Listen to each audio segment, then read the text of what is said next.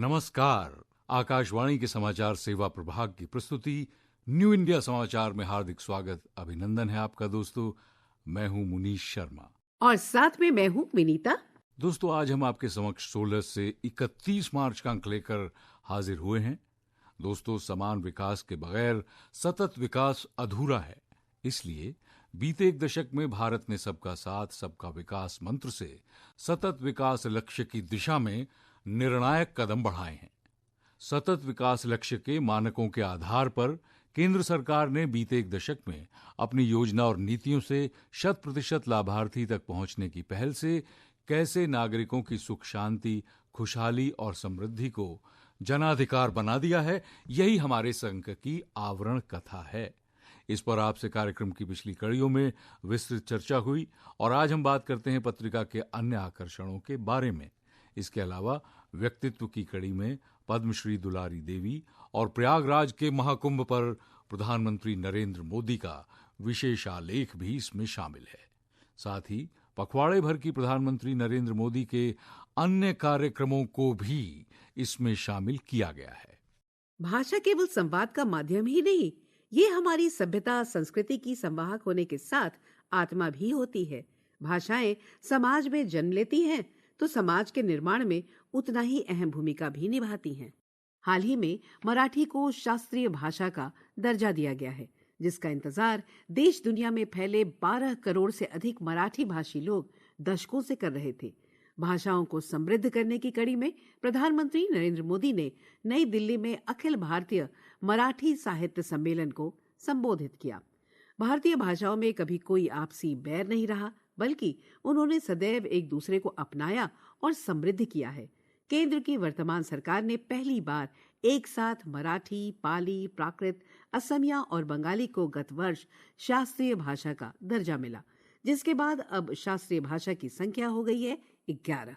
नई दिल्ली में 98वें अखिल भारतीय मराठी साहित्य सम्मेलन के उद्घाटन पर प्रधानमंत्री नरेंद्र मोदी ने कहा कि अखिल भारतीय मराठी साहित्य सम्मेलन किसी भाषा या क्षेत्र तक सीमित नहीं है, बल्कि इस सम्मेलन में आजादी की लड़ाई के महक के साथ साथ महाराष्ट्र और राष्ट्र की सांस्कृतिक विरासत भी है। आप जानते हैं, भाषा केवल उसके संवाद का माध्यम पर नहीं होती है। हमारी भाषा हमारी संस्कृति की संवाहक होती है। ये बात सही है कि भाषाएं समाज में जन्म लेती है, लेकिन भाषा समाज के निर्माण में उतनी ही अहम भूमिका निभाती है। हमारी मराठी ने महाराष्ट्र और राष्ट्र के कितने ही मनुष्यों के विचारों को अभिव्यक्ति देकर हमारा सांस्कृतिक निर्माण किया है। अखिल भारतीय मराठी साहित्य सम्मेलन में पैनल चर्चा, करीब 50 पुस्तकों का लोकार्पण, 100 बुक स्टॉल्स पर पुस्तकों की प्रदर्शनी और 2600 से अधिक कविताओं का पाठ किए जाने के साथ मराठी साहित्य की कालातीत प्रासंगिकता का कीर्तिगान किया गया। राष्ट्रीय राजधानी में 71 वर्ष के बाद आयोजित हुए मराठी साहित्य सम्मेलन में प्रधानमंत्री मोदी ने कहा कि गुलामी के सैकड़ों वर्ष के लंबे कालखंड में मराठी भाषा आक्रांताओं से मुक्ति का जय घोष बनी। वासुदेव बलवंत फड़के, लोकमान्य तिलक और वीर सावरकर जैसे सेनानियों ने अंग्रेजों की नींद उड़ा दी। उनके इस योगदान में मराठी भाषा और मराठी साहित्य का बहुत बड़ा योगदान था। लोकमान्य तिलक ने गीता रहस्य भी मराठी में ही लिखा। उनकी इस मराठी रचना ने पूरे देश में एक नई ऊर्जा भर दी। कहते हैं कि साहित्य समाज का दर्पण होने के साथ ही पथ प्रदर्शक भी है। इसीलिए साहित्य सम्मेलन जैसे कार्यक्रमों की साहित्य से जुड़ी संस्थाओं की देश में अहम भूमिका है। 2027 में साहित्य सम्मेलन की इस परंपरा को 150 साल पूरे होंगे, तब 100वां सम्मेलन होगा। पीएम मोदी ने इस अवसर को विशेष बनाने की इच्छा जताई है। उन्होंने कहा कि युवा प्रतिभा को पहचान दें, ज्यादा से ज्यादा लोग मराठी सीखें, इसके लिए ऑनलाइन प्लेटफॉर्म भाषिणी जैसी पहल को बढ़ावा दें और इस आयोजन की विस्तृत जानकारी पत्रिका में शामिल है। विकसित भारत 2047 का लक्ष्य प्राप्त करने के लिए सरकार 4 प्रमुख क्षेत्रों को प्राथमिकता दे रही है, जिसमें इंफ्रास्ट्रक्चर पर निवेश, समावेशी विकास, विनिर्माण विस्तार और कानूनों का सरलीकरण शामिल है। ऐसे में भारत की तेज ग्रोथ निश्चित मान रही दुनिया के निवेशकों को आकर्षित करने के लिए असम ने एडवांटेज असम 2.0 और मध्य प्रदेश ने ग्लोबल इन्वेस्टर्स समिट किया, जिनका प्रधानमंत्री नरेंद्र मोदी ने उद्घाटन किया, जहां करीब 30 लाख करोड़ रुपए के निवेश प्रस्ताव मिले। सरकार ने भारत में घरेलू और विदेशी निवेश को बढ़ावा देने के लिए कई नए कदम उठाए हैं। इनमें वस्तु एवं सेवा कर की शुरुआत, कॉर्पोरेट कर में कमी, ईज ऑफ डूइंग बिजनेस में सुधार, एफडीआई नीति में सुधार, अनुपालन बोझ में कमी के उपाय, सार्वजनिक खरीद आदेशों के माध्यम से घरेलू विनिर्माण को बढ़ावा देने के उपाय सहित कई अन्य पहल शामिल हैं। इसके अलावा भारत के आत्मनिर्भर बनने के दृष्टिकोण को ध्यान में रखते हुए भारत की मैन्युफैक्चरिंग क्षमता को, निर्यात को बढ़ाने के लिए 14 प्रमुख क्षेत्रों की 1.97 लाख करोड़ रुपए खर्च वाली PLI योजनाओं की घोषणा की है, जिसमें तेजी से निवेश बढ़ रहा है। इतना ही नहीं, सरकार ने भारत 2047 के रोड मैप के हिस्से के रूप में भारतीय उद्योगों की वैश्विक प्रतिस्पर्धात्मकता को बढ़ाने, नवाचार और उद्यमशीलता को बढ़ावा देने और वैश्विक आपूर्ति श्रृंखलाओं के साथ अधिक एकीकरण की सुविधा के लिए कई कदम उठाए हैं। साथियों, आज भारत में इकोनॉमी के हर सेक्टर में, हर लेवल पर बड़े रिफॉर्म्स हो रहे हैं। हमने ईज ऑफ डूइंग बिजनेस के लिए निरंतर काम किया है।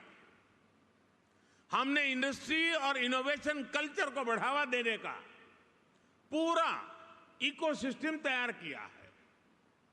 स्टार्टअप के लिए नीतियां हो, मैन्युफैक्चरिंग के लिए PLI स्कीम्स हो, या मैन्युफैक्चरिंग कंपनियां और MSMEs को टैक्स में छूट देना हो, हमने हर एक के लिए बेहतरीन पॉलिसीज बनाई है। सरकार देश के इंफ्रास्ट्रक्चर पर भी बहुत बड़ा इन्वेस्टमेंट कर रही है। इंस्टीट्यूशनल रिफॉर्म, इंडस्ट्री, इंफ्रास्ट्रक्चर और इनोवेशन का यही कॉम्बिनेशन भारत की प्रगति का आधार है। और इसलिए इन्वेस्टर्स भी देश के पोटेंशियल को, उनकी और देश की प्रगति की पॉसिबिलिटीज को बदलता हुआ देख रहे हैं। सरकार की नीति और निवेश का ही नतीजा है कि 2025 तक पहली made in India semiconductor chip उत्पादन को लेकर भारत आश्वस्त है, तो उन्नत सेमीकंडक्टर और इलेक्ट्रॉनिक्स विनिर्माण में 85,000 इंजीनियर्स को प्रशिक्षित करने के लिए एक कार्यक्रम भी शुरू किया गया है। इस बीच में इंफ्रास्ट्रक्चर, सेमीकंडक्टर और इलेक्ट्रॉनिक सहित कई महत्वपूर्ण क्षेत्रों में निवेश को बढ़ावा देने के लिए वैश्विक स्तर के शिखर सम्मेलन राष्ट्रीय और राज्य स्तर पर किए जा रहे हैं।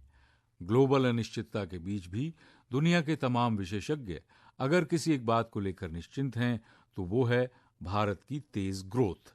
भारत पर ग्लोबल ट्रस्ट बढ़ा है। प्रधानमंत्री मोदी मानते हैं कि आज का भारत आने वाले 25 साल और 21वीं सदी के लॉन्ग टर्म विजन को ध्यान में रखकर जिस तरह से काम कर रहा है, वो भरोसे का बहुत ठोस कारण है। दुनिया का भरोसा बहुत तेजी से स्किल्ड होती भारत की युवा आबादी, गरीबी से बाहर निकली न्यू मिडिल क्लास और राजनीतिक स्थिरता और नीति निरंतरता को सपोर्ट देने वाली 140 करोड़ की आबादी पर है। पूर्वोत्तर भारत प्रधानमंत्री नरेंद्र मोदी की प्राथमिकता में है और यही वजह है कि यहाँ के लिए कई बड़ी विशेष योजनाएं बीते एक दशक में शुरू की गई हैं। इंफ्रास्ट्रक्चर डेवलपमेंट के लिए PM divine, north east venture fund और इन स्कीम्स से रोजगार के अनेक नए अवसर भी बने हैं। निवेश यानी भविष्य की मजबूत नींव, जिससे हर सपने को मिलता है उड़न के पंख और उनको आकार देती है अनुकूल नीतियां। तेज कनेक्टिविटी, प्रचुर संसाधन और असीमित संभावनाओं के साथ देश का दिल माने जाने वाले मध्य प्रदेश में ग्लोबल इन्वेस्टर्स समिट का जब प्रधानमंत्री मोदी ने उद्घाटन किया तो उन्होंने भी इसी बात पर जोर दिया और कहा कि दुनिया का भविष्य भारत में है। पीएम मोदी ने कहा कि मध्य प्रदेश को इंफ्रास्ट्रक्चर के विकास से बहुत लाभ हुआ है। दिल्ली मुंबई एक्सप्रेसवे मध्य प्रदेश से होकर गुजरता है, जो मुंबई के बंदरगाहों और उत्तर भारत के बंजारों को बेहतर कनेक्टिविटी प्रदान करता है। यहां अब 5 लाख किलोमीटर से ज्यादा का सड़क नेटवर्क है। प्रदेश के औद्योगिक गलियारे आधुनिक एक्सप्रेसवे से जुड़े हुए हैं, जिससे लॉजिस्टिक क्षेत्र में तेजी से विकास सुनिश्चित हो रहा है। इसके साथ ही प्रधानमंत्री नरेंद्र मोदी ने मध्य प्रदेश के बागेश्वर धाम चिकित्सा एवं विज्ञान अनुसंधान संस्थान की आधारशिला रखी।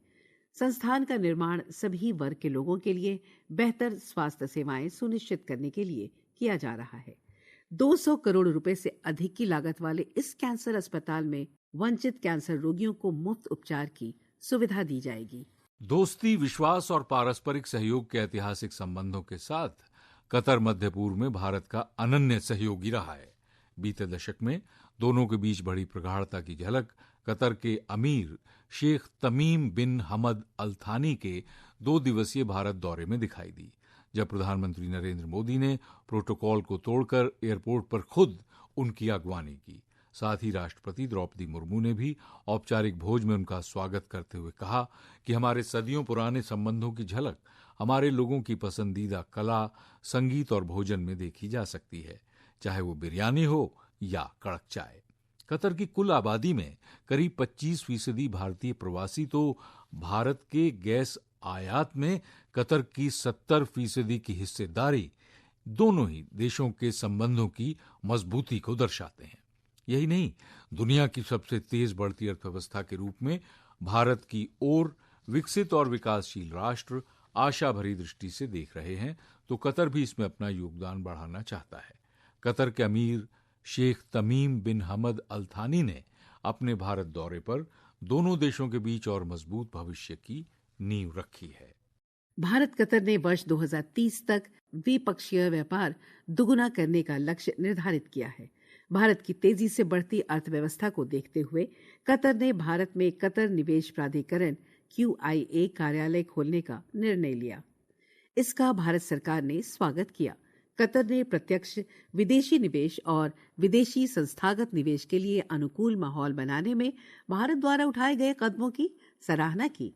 कतर ने इंफ्रास्ट्रक्चर, प्रौद्योगिकी, निर्माण, खाद्य सुरक्षा, लॉजिस्टिक्स, आतिथ्य और आपसी हित के अन्य क्षेत्र में निवेश के अवसरों का पता लगाने में रुचि व्यक्त की है। भारत में बढ़ते व्यापारिक माहौल को देखते हुए कतर ने भारत में 10 अरब अमेरिकी डॉलर का निवेश करने की घोषणा की है। श्रोताओं, समय की बाध्यता को ध्यान में रखते हुए आज बस इतना ही। कल के कार्यक्रम में मिलते हैं पत्रिका के नए अंक के साथ। इस पाक्षिक पत्रिका की हर प्रति newindiasamachaar.pib.gov.in वेबसाइट पर उपलब्ध है, जहां आप सभी समाचारों को विस्तार से पढ़ सकते हैं और डाउनलोड भी कर सकते हैं। दोस्तों, डिजिटल और प्रिंट में ये पत्रिका देश ही नहीं बल्कि विदेशों में भी अपनी एक अलग पहचान बना चुकी है। इसका एक्स हैंडल है NISPIB इंडिया। इसके अलावा आप हमें response-nis@pib.gov.in पर ईमेल के जरिए अपने सुझाव भी भेज सकते हैं। और दोस्तों, अब हमें दीजिए इजाजत। मैं हूं मुनीश शर्मा और मैं विनीता ठाकुर। आपसे लेते हैं इजाजत। नमस्कार।